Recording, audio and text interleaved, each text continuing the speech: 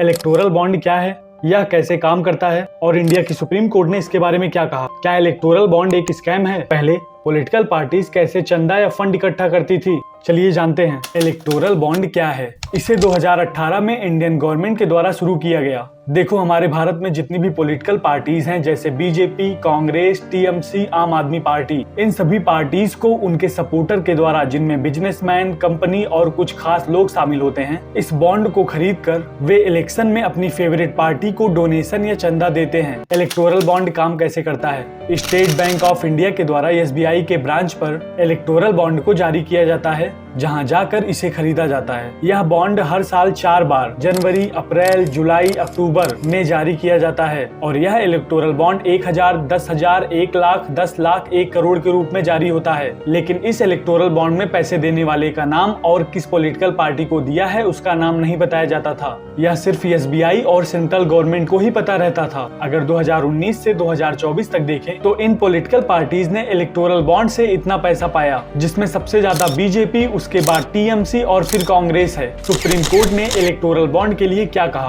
पहले electoral bond किसने खरीदा और किस पॉलिटिकल पार्टी के लिए खरीदा, यह सिर्फ एसबीआई और इंडियन गवर्नमेंट के अलावा कोई नहीं जानता था। लेकिन सुप्रीम कोर्ट ने स्टेट बैंक ऑफ इंडिया से कहा कि जिन लोगों ने या जिन कंपनीज ने जिस भी पॉलिटिकल पार्टी को फंड दिया है उसकी जानकारी इलेक्शन कमीशन को दें और इलेक्शन कमीशन उसे अपनी वेबसाइट पर अपलोड करें ताकि सभी उसे देख सकें। सुप्रीम कोर्ट ने यह भी कहा कि भारत के सभी लोगों को यह जानने का अधिकार है कि किसने किस पॉलिटिकल पार्टी को कितना चंदा या फंड दिया है। और सुप्रीम कोर्ट ने इलेक्टोरल बॉन्ड को अनकॉन्स्टिट्यूशनल, असंवैधानिक बताया। देखो, इलेक्टोरल बॉन्ड का मिसयूज किया जा सकता था, लेकिन अब सुप्रीम कोर्ट की वजह से शायद ऐसा नहीं होगा। लेकिन क्या आपने कभी सोचा है कि इलेक्टोरल बॉन्ड के पहले पॉलिटिकल पार्टीज कैसे चंदा या फंड इकट्ठा करती थी? इसे जानने के लिए मेरे चैनल को सब्सक्राइब कीजिए और देखते रहिए इंडियाज अभिनव।